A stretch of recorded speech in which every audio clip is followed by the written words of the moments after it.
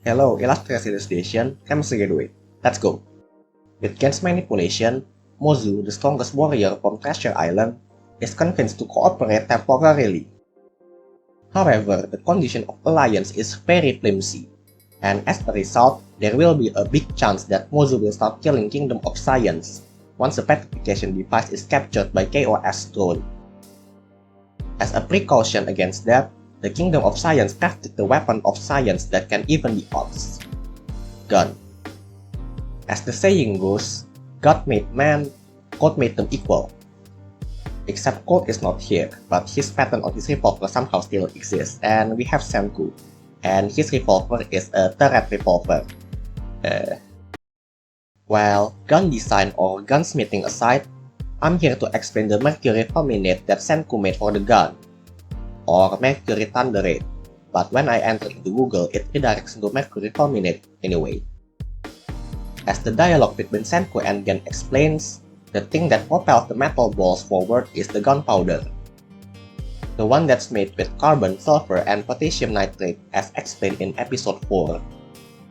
However, the gunpowder must be ignited, and the gunpowder is trapped in the small confined space that is the bridge end of the barrel. From 13th century to 18th century, the answer of the people at that time are matchlocks, winlocks, and flintlocks. However, come 19th century, chemical primers started to show up.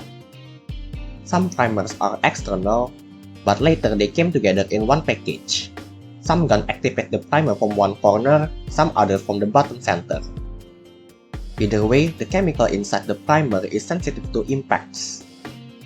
This is called primary explosives, and mercury to fulminate is one of them. Secondary explosives are less sensitive than the primary ones, and usually needs primary explosive to ignite. An example of secondary explosive is TNT, trinitrotoluene. There are tertiary explosives too, and as you expect, tertiary explosives are even less sensitive, leading secondary explosives to ignite. An example of tertiary explosive is the mixture of ammonium nitrate and fuel oil, or ANFO for short, and used for mining. Mercury to fulminate was first synthesized in 1800. The text is so ancient with antiquated English that I thought I was reading some alchemical document, not chemistry paper. But from what I understand, the way it was synthesized was by mixing mercury 2 oxide with alcohol first, then nitric acid. Note that mercury oxide was used, not the elemental mercury there. Meanwhile, in a deleted Nile-Rat video, the order is mercury and nitric acid first, then alcohol. Either way, when it's used in the gun, there are several decomposition reactions that are possible. As an explosive, it obviously produces gas, but one of the possible products of this reaction is the metallic mercury.